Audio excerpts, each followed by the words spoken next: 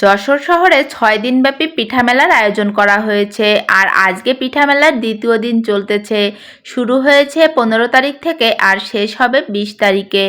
তোমরা যারা যারা এখনও যশোরে থাকো কিন্তু পিঠা মেলায় অংশগ্রহণ করো নাই, তারা কিন্তু চলে আসো। পিঠা মেলায় শুধু পিঠা নয়, পিঠার পাশাপাশি অনেক রকমের আইটেম রাখা আছে।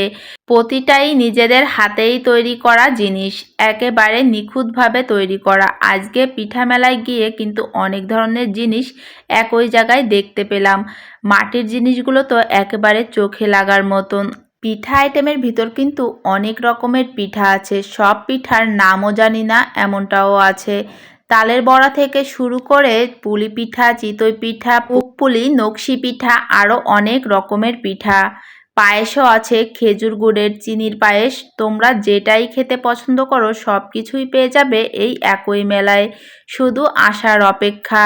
তোমরা যারা যশোর শহরের আসো কিন্তু এখনও পিঠা মেলায় আসোনি, তারা কিন্তু চলে আসতে পারো।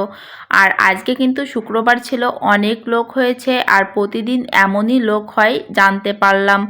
কার কাছে কোন আইটেমটি দেখার পর ভালো লেগেছে অবশ্যই তোমরা কমেন্টে জানিয়ে যেও। আমরা কিছু কিছু আইটেম ট্রাই করেছি, মোটামুটি ভালোই লেগেছে। তোমরাও আসতে পারো এবং এই পিঠা মেলা উপভোগ করতে পারো।